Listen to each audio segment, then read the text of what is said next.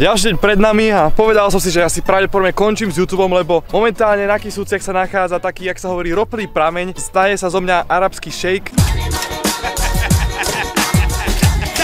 Takže takto tu pri mne je. What is this? No, som si tu prišiel ze svoj trdelník. Normálne v Korni sa nachádza ropný prameň. Na Slovensku máme normálne, že ropu. Ale nevyzerá, že by tu bolo nejako, že hodne veľa. Aj toto už vyzerá také biedne kúsok. Že vraj by sa malo jednať dokonca o európsky unikát toto. Táto Korňa. Je to prirodzený povrchový výver ropy s občasnými výronmi samozapalujúce sa ho metánu. V minulosti sa práve tento prameň používal napríklad na mazanie strojov, ale na také veci, na také maziva, chápete, také, v podstate toto mali také VDčko, ktorí mascili všetko asi pomaly. A teraz vám prečítam takú zaujímavosť o tomto prameni. Dodnes sa traduje, že prameň vraj objavil pytliak Žúbor, keď naháňa lesnú zver a tiež, že čiernu vodu, čiže prameň ropný, chodia v noci piť čerti z okolitých lesov. Tu chodia čerti.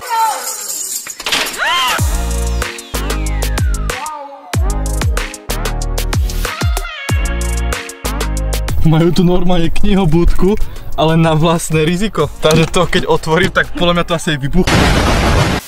Búrka v srdci. Kóma.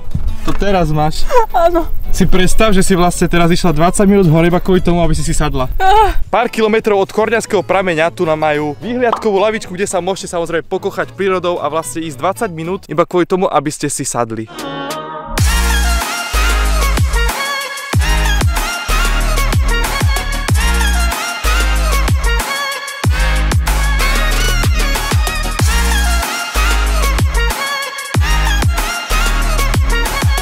Mňa toto stretáva celý tento výlet posratý. Furt taký traktor, kombajn a neviem čo. Stano. Bye bye. Normálne, že poriadna cestnačka. What the fuck, bro? Ale vysvetlite mi, prečo tu je normálne, že chalupa uprostred sídliska. Proste bytča. Môžeš točiť klip, prepil si ho. Poďme na to. Dobrý. Aká zlatá. Neviem nič zarepovať, jak on. Môj mávať ľuďom z tvojho auta.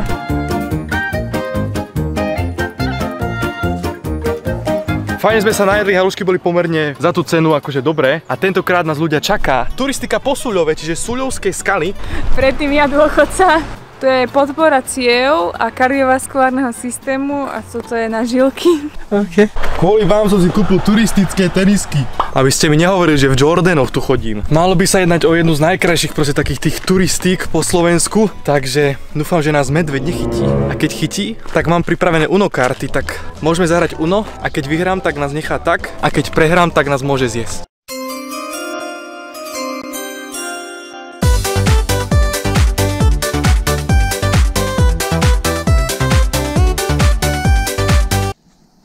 Ja sa mám energiu z kameňa.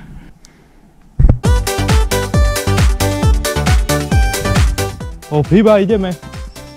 Čo hádžeš po mne? Ty normálne, tu čo akože halo? Nakoniec medveď nebude to najnebezpečnejšie, čo tu je, že?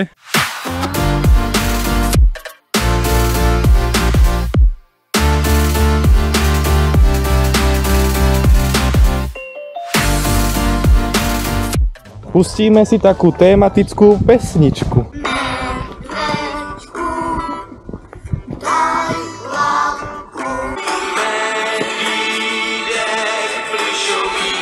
Prišlo nám strašne super a strašne skvelé sa opýtať turistov, ktorých stretneme, že či náhodou, ale že náhodou neuvideli nejakého medveďa. Medveďa ste nestretli? Ja mám tady toho. Tak, tady dva jediní medveďi.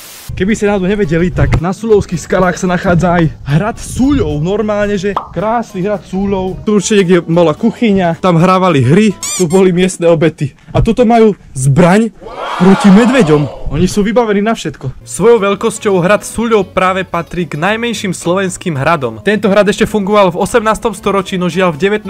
storočí ho poškodilo ťažké zemetrasenie a odtedy už sa v podstate o ňo nikto nestaral.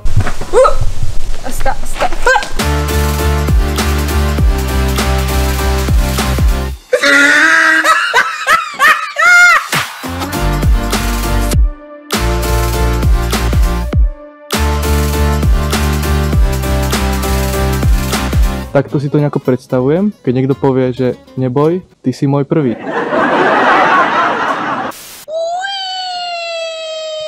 Reálne ono sa to nezdá, ale tento úsek bol tak strmý, že keby som sa nedržal tých strojov naokolo, tak tam zletím ako kabela a mohol by som vám robiť tieto videá akurát tak z Spišskom Nohoveskej nemocnici. Ďalšia taká atrakcia Sulovských skál je šarkaňa diera a vedie k nej akože dosť prudká cesta hore, dokonca to je rebrík na zemi. Keď neviete čo to je, šarkaňa dzira, ide o jaskyňu, ktorá má gigantické rozmery.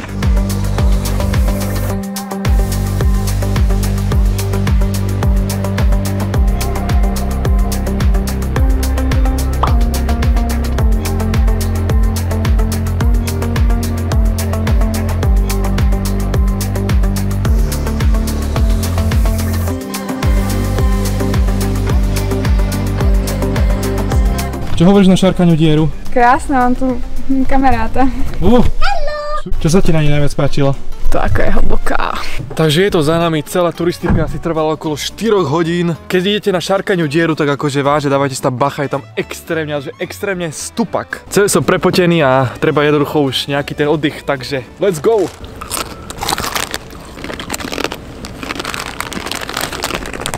Guten Morgen. V Ošťadnici sa strašne pekné veci dajú robiť a hor sa do ďalšieho krásneho, skvelého dňa. Ako prvá zastávka je Ošťadnický minigolf. Poďte sa, ako to tu normálne, že vyzerá. Som zvedavý, že ako nám to pôjde.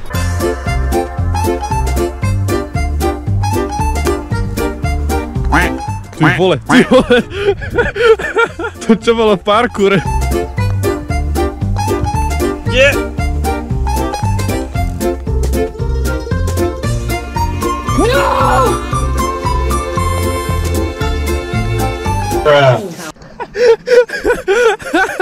A čo bolo? To kde je?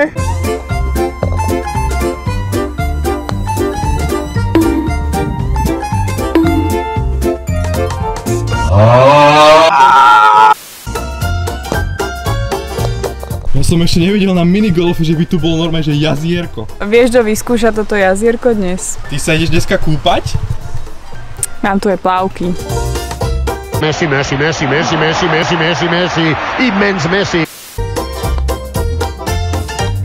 Pekný zariadený minigolf. Čo na to hovoríš? Bol to záhul. Strašne to bolo super, že? Bolo to tesné. Čo ešte ďalšie sa nachádza v Ošťadnici, tak to je samozrejme bobová dráha, ktorá patrí k najdlhším na Slovensku. Takže keď už sme tu, tak nezostáva nám nič iné, ako túto bobovú dráhu otestovať. Minule, keď som tu bol, tak tu bol sneh. Kde je ten sneh? Skem. To není pre mňa asi.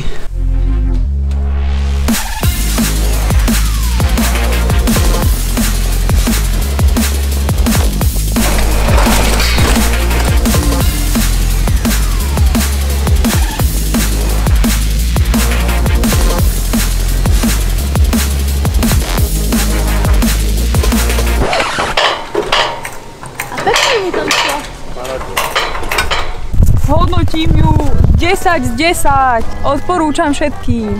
To je všetko. A keby ste chceli ísť dole z bobovej dráhy, tak buď môžete ísť lanovkou zase, alebo sa spustiť po tejto dráhe terénnymi kolobežkami. A my sme si vybrali ten tretí spôsob. Aký to je? Terénne nožky. Úžasné.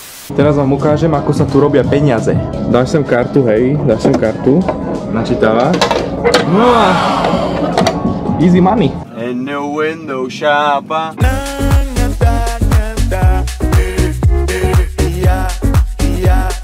V Starej Bystrici si viete, čo sa nachádza. Nachádza sa tu údajne jediný orloj na Slovensku, pred ktorým v podstate teraz akorát sedíme. Čo je také zaujímavé, že tento orloj patrí k tým najmladším na svete dokonca.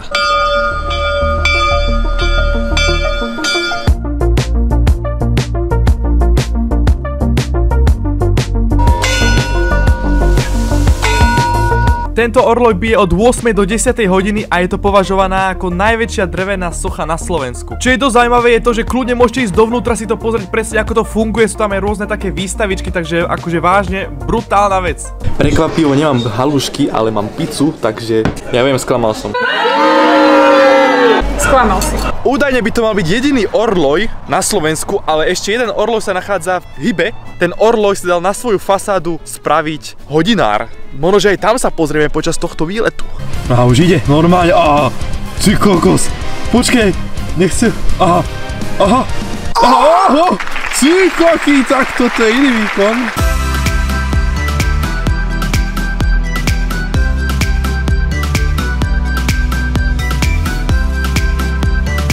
Nedaleko od Novej Bystrice ešte sa nachádza takáto krásna hojdačka. Celkom dosť dlhé lana držia celú túto hojdačku, takže poďme to rovno okoštovať. Inak je to pri tejto rýchlostej ceste a dá sa zaparkovať iba pri odpočívadle. No? Na Ježiša! Na Jeezy sa daj. Ja sa fakt bojím. Nie. Poď, sadni si. Nejdem tam.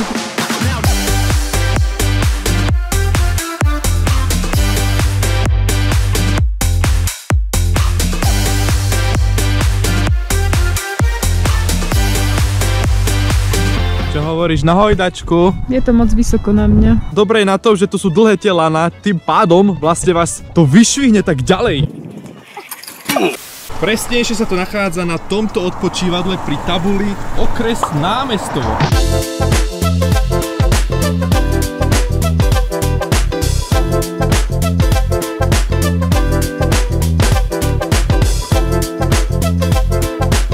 Asi skapem za chvíľku. Skap! Posledné kúsy čakajú práve pre teba, keby si chcel takúto fajnú mikinečku Smile 20, určite kupuj. Kupujte akože hneď. Keby ste mali vážne velice veľa času, tak v Skalitom je ďalšia vyhliadková lavička, jak sa volá? Najväčšia lavička lásky. Pravá láska trvá večne. Takže vlastne my sme išli hore iba kvôli tomu, aby sme si toto prečítali. A to sa vyplatí. Zrejme z tejto lavičky nebudú žiadne také pekné výhľady. Jedine na druhú stranu lavičky. Ešte aj lavičku postavia opačne. Ale opekanisko akože celkom na dosť dobrej úrovni ako. Čo keď tu je obrátená lavička a my vlastne sme to nepochopili celý čas. Aby ste vedeli, je to pri poľských hraniciach. Na druhej strane kopca už môžeme zdraviť našich susedov Poliakov v podstate. Ty tu normálne sa pozeráš na to, ako keby si plánovala útok ty kokos na Berlín.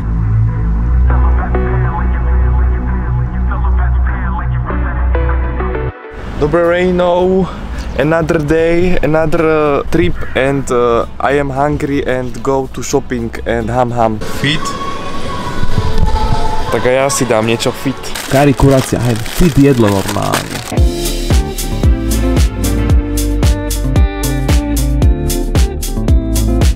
Kto si pamätá, minulý rok sme tu zastavili na chvíľku, boli tu hody a tentokrát sa tu pripravuje zase dačo podobné. Ale už tu dneska nie je omša. Amen. Nech sa páči.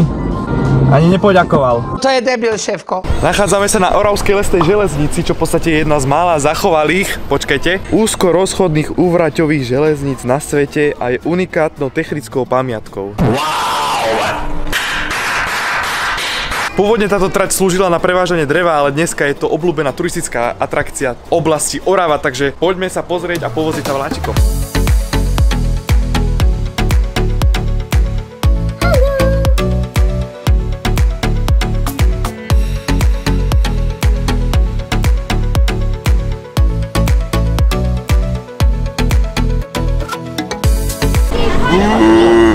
Tento vláček prekonáva trasu 3,5 km tam, 3,5 km naspäť, trvá to približne nejakých 20 minút, aby sme sa dostali na stanicu. Potom sme mali 20 minút pauzu, mohli sme sa ísť pozrieť na túto krásnu rozhľadňu, kde asi každý sa išiel pozrieť, takže sme to museli celé rýchlo zbúchať, aby tam nebolo príliš veľa ľudí. Podobná trať ako je táto je už iba na svete, iba v Peru, takže toto je vlastne taký celosvetový unikát tým pádom. Keď sa vám nechce ísť na rozhľadňu, tak tu ešte expozícia oravská, takže každý si nájde v podstate to svoje. My dvaja sme vždycky na každom mieste. Mne si nedal na výber, že keď sa nechce. My ideme tam.